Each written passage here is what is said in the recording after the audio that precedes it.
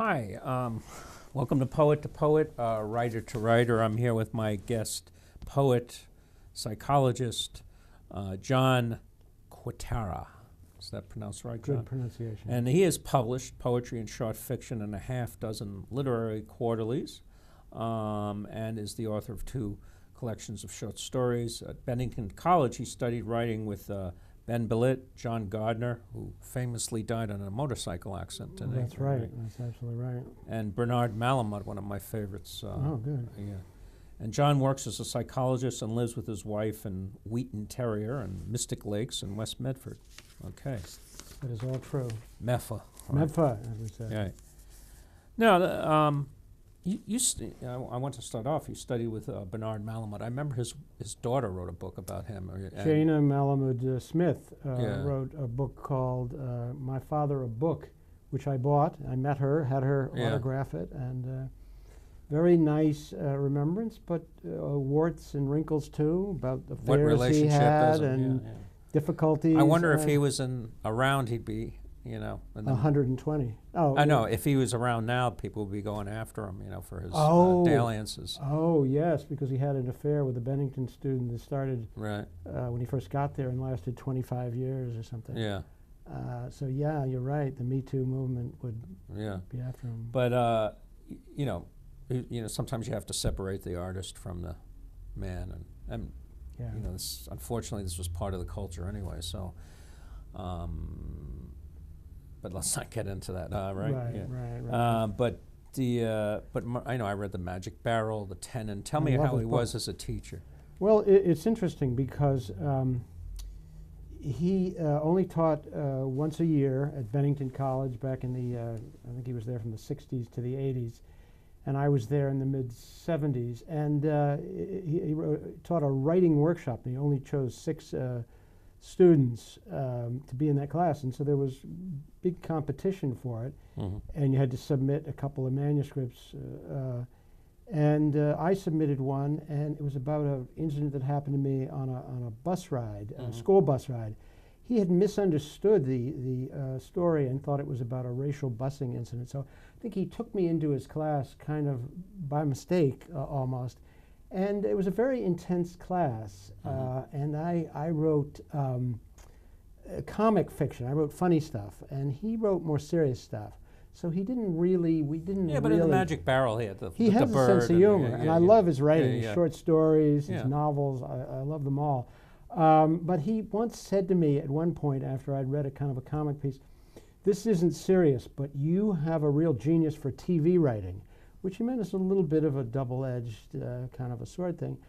And I thought about that, and then when I was getting ready to graduate from Bennington, I heard about this woman who'd gone to Bennington named Treva Silverman, who was the head writer of the Mary Tyler Moore Show, which was a big deal at the time. Mary Tyler Moore just passed, yeah. Yes, very sadly. And Treva Silverman was the head writer. So I said, I wonder if I could get Malamud to write me a recommendation to start my career as a TV writer in Hollywood. And I asked him if he would write a letter for me, and he sort of grinned, and he said he would. So even though I wasn't his favorite student, he wrote this letter, mailed it off to this woman, Treva Silverman, and I thought, all right, I'm going to write for the Mary Tyler Moore Show when I graduated from college. Unfortunately, just about the time I was graduating, she left her job and went traveling around Europe, and I lost my. Well, how was Malamud as a teacher? He was very precise, very exacting, a little grumpy, a little irascible. But if he liked something that a student had written, he was very encouraging, very effusive. So I guess it was kind of a mixed bag. He had a reputation for being tough. That some students had a tough time in the class. But, it was amazing to be sitting in a class with 6 students and this very famous novelist. You were very privileged. Yeah. Now, you say that you've been writing short stories for 50 years now, and but your mother's death brought you to poetry. Why? Why poetry? What was it? Therapeutic for you, or was it? I think so. I think My mother got pancreatic cancer and died pretty quickly, and I was just thrown for a loop by it, and I didn't seem appropriate to write a story about it, but I would take her to the doctors, and one day I was taking her to the doctor for a second opinion to a specialist, an oncologist, and she was all dressed up in this beautiful red sweater, a really nice skirt, and her hair, silver hair, looked just beautiful. And it was this image that just stuck with me, that she was optimistic and hopeful that this doctor would be the one to help her, and that turned into a poem when I didn't really write poems. And why do you think the poetic form was, I mean, you could have written short stories or essays, or why do you think the poetic form was? I guess it was just sort of pure feeling and images, and also I didn't know how the story was going to end then. It was just kind of this raw feeling and very therapeutic to be able to write a poem, to get it off my chest in that form. Do you ever, you're a psychologist, do you ever use writing as a form of therapy at all? You mean, do I prescribe it for? Or do you ever use it? I mean, you know, people bring in journals or whatever. Yeah, I definitely have clients who I say, who are very angry at a certain situation. I said, why don't you just write about, get a journal and write about it, express it, then figure out what in there you can distill to some action. You can take some steps to do something with it. So I always encourage people to keep journals. And even for myself, just writing ideas and thoughts in a journal is very helpful. You know, because raw emotion is kind of disorganized. You write it down, it starts to make some sense. You get a little clearer view of what's going on. I thought you were going to ask me if I ever write about my clients, which is... Well, actually, there was a question because, you know, I've written books about my experiences at the psychiatric hospital, you know, with clients and the composites, and of course I never reveal names or anything like that.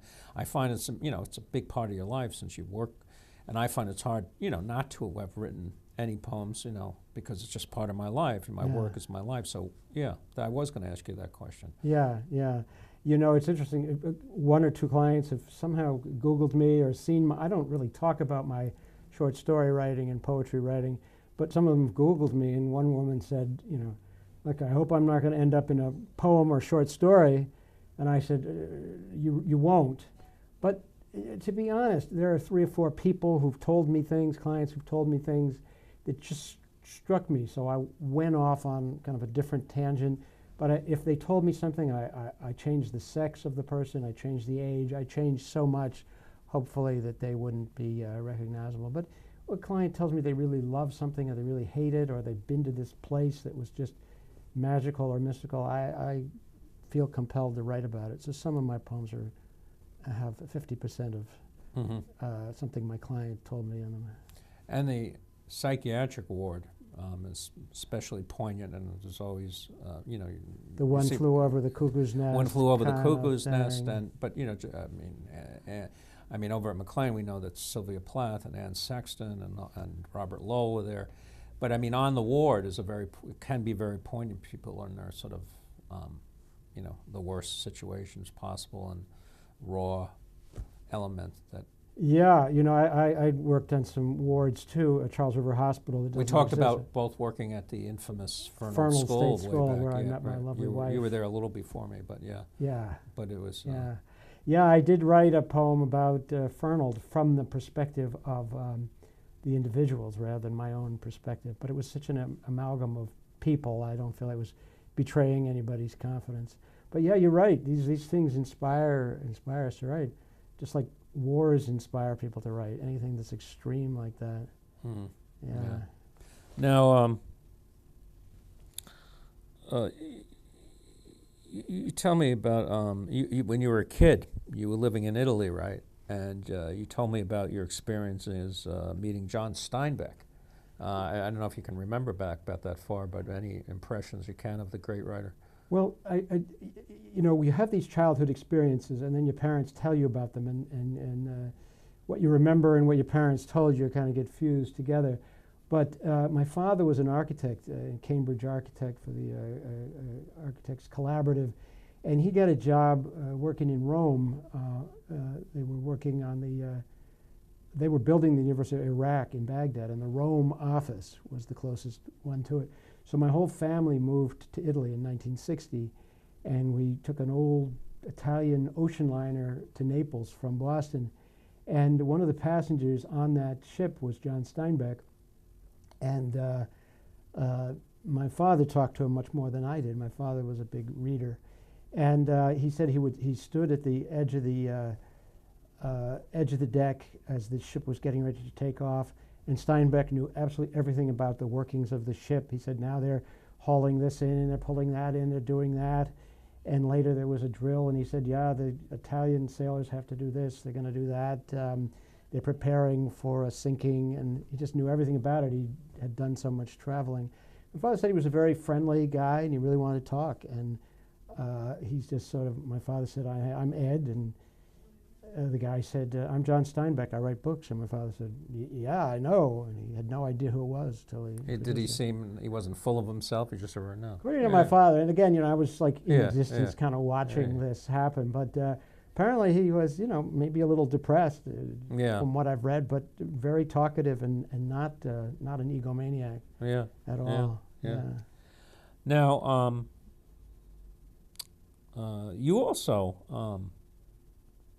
you also worked as a cab driver. A friend of mine who I teach with Endicott College, Dan Sklar, was a cab driver in New York, probably similar time in the 70s or early 70s. He wrote a book called Hack Writer, and it was about his experiences. That's funny. I'll have to look for that. But cab, trains, cabs, buses, I find are very conducive to writing. Can you tell me about about cabs and all that stuff? Did you do a lot of writing about cab? At the time I wrote this thing about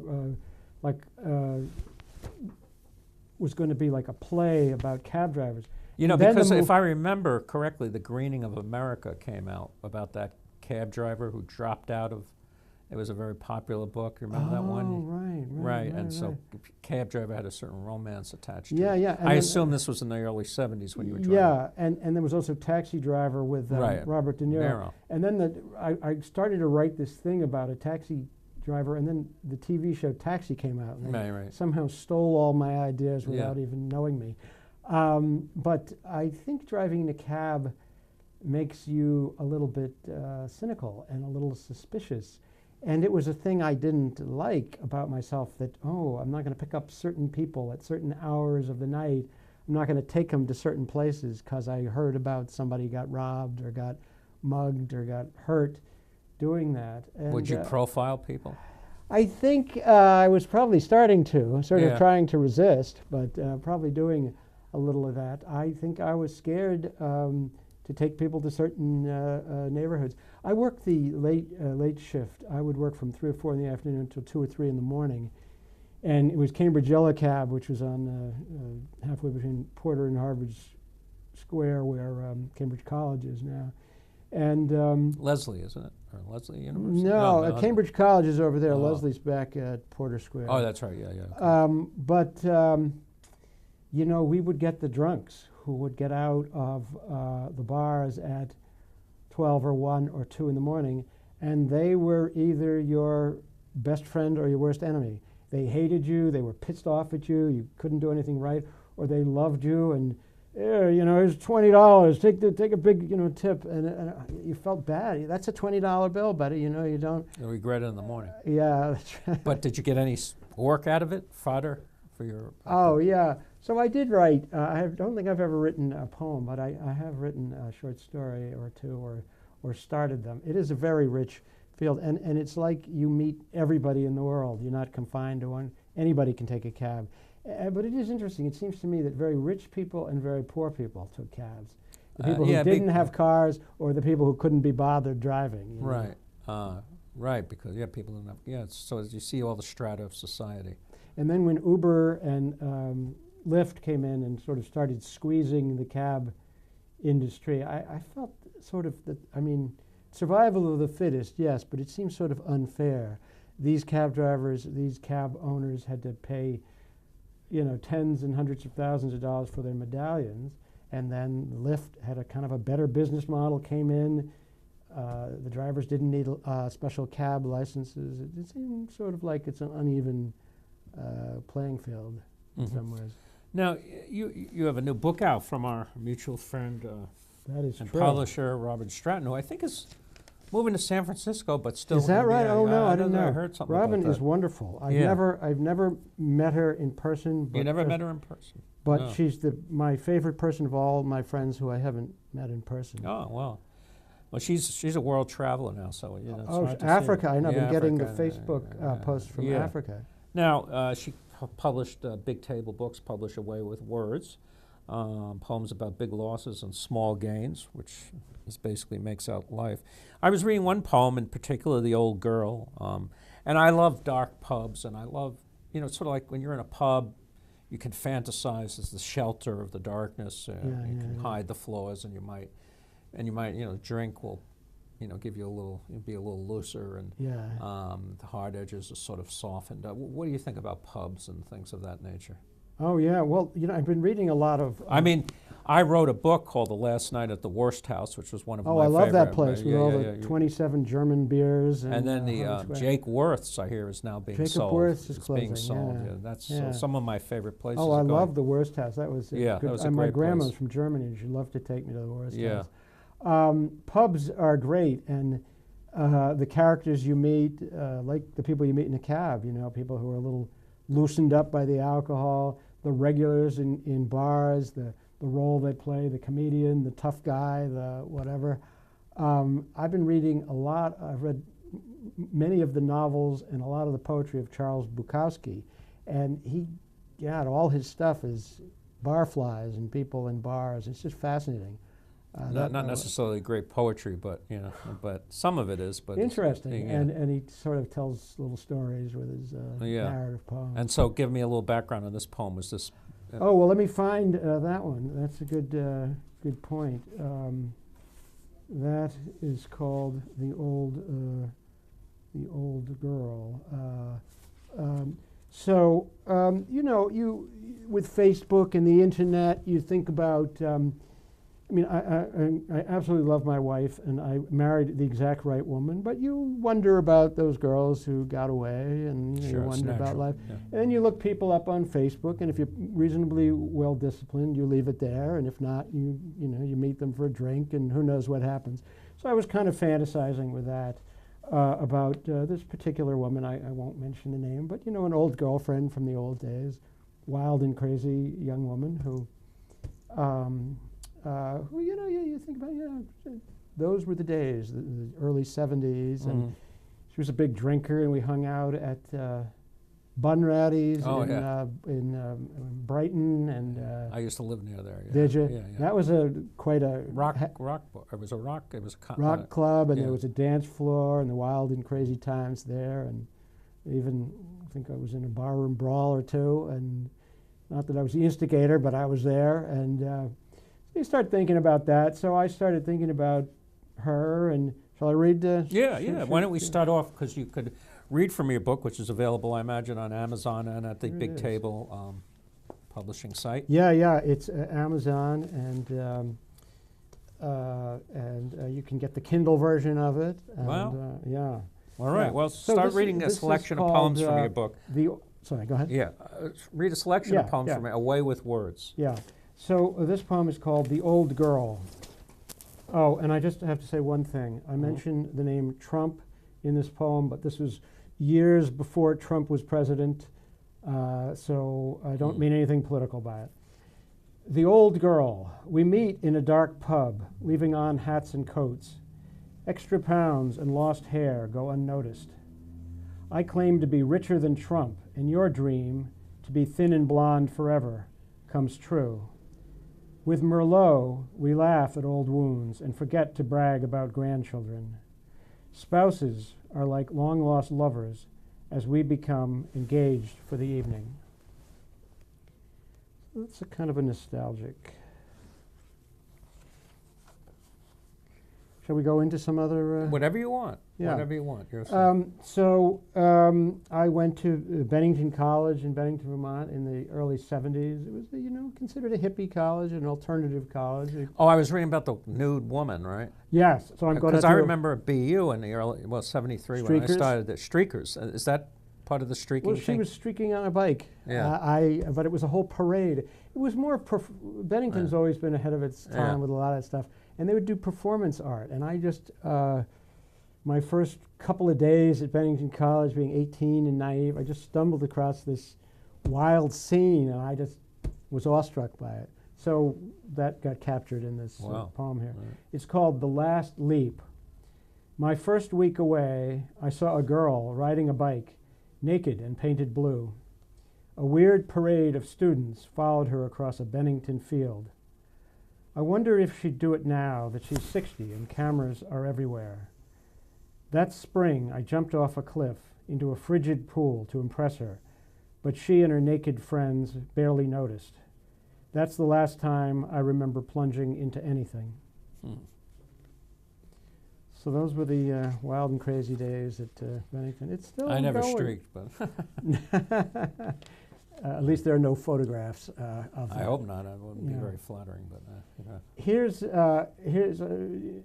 a poem inspired by my wife and I like to drive down to Florida for a week or two. What does your wife do, or what was her profession? She's an occupational therapist. Oh, okay, right. And right. she still. We met at the Fernald State School Right. where she was an OT, and she still does occupational therapy with older folks who are vision impaired. Okay. So this is called Without Me, sort of imagining the world without me. Without me, she'll wear a groove in the middle of the mattress and fill both nightstands with books and lotions. The house will be cold and cavernous as a castle in winter. She'll fly to Florida, missing the slow drive past frozen beaches and the waffle houses of the South. Without me, the kitchen table will fill with mail and newspapers, leaving a tiny clearing where she'll eat alone for a while. I always like poems of absence. Absence speaks a lot, doesn't it? Yeah. Sometimes what's not there makes more of an impression than Yeah. what's there. I was telling you earlier, Doug, that my mother's death, How old was she when she died? She was not that young. She was 83, but her mother had lived to 98, so I thought I had another 15 years there.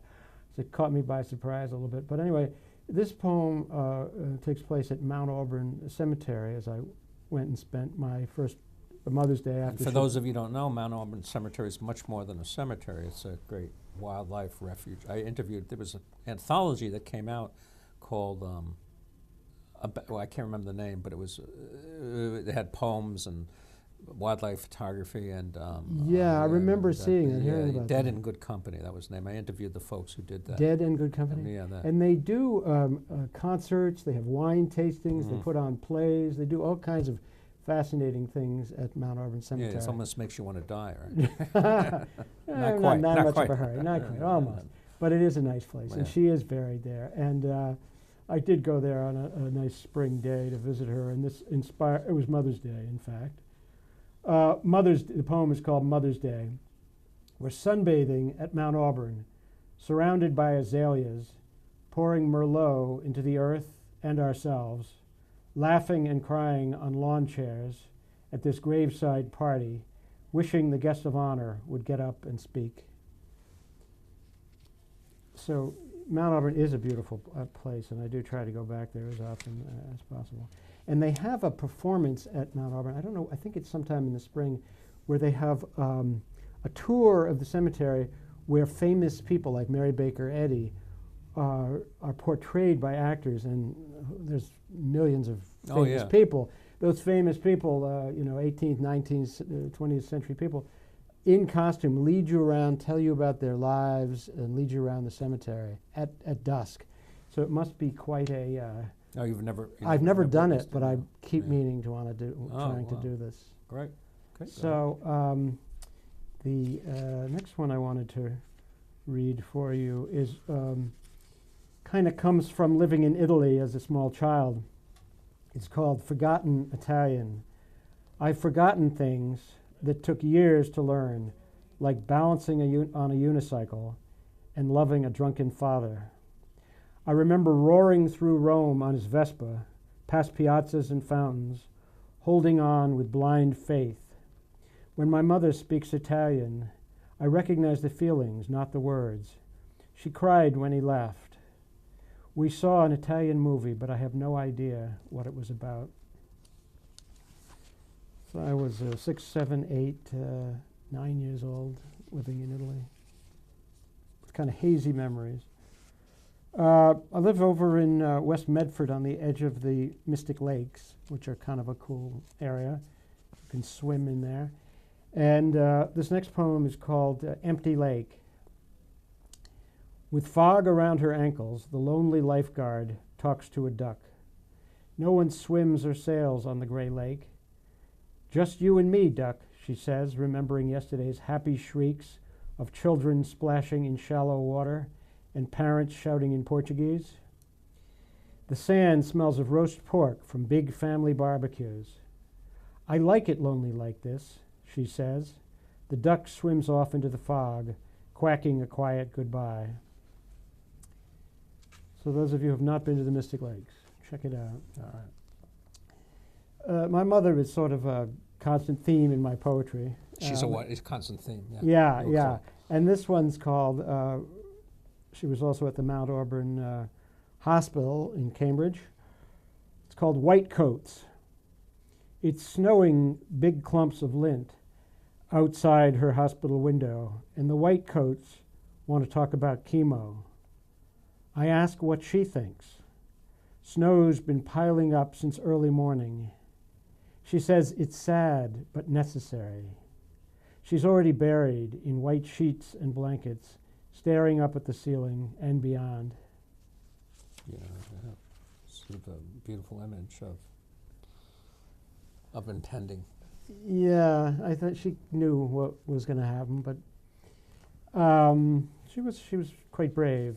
And then, to accompany my mother, there was my father, kind of a hippie architect, a little ahead of his time, had an office in Harvard Square in the hippie days, late 60s. And when my parents got divorced, he just moved into his office, Bow and Arrow Street, right where Bow and Arrow meet. I forget what address it was, but right off Mass Ave. And this poem is called A Perfect Place. Dad's apartment in Harvard Square is thick with dope smoke and long-haired guitar players. Dylan's on the stereo. A young woman brews espresso in leotards. It's the perfect escape for a 15-year-old. This is my kid, he tells a folk singer with a mustache, laughing. I drop by almost every weekend, relishing my role as a mascot or cool joke. So he lived in time for one more. Oh, no. All right. Oh, thank you. Well, thank you very much for being on the show.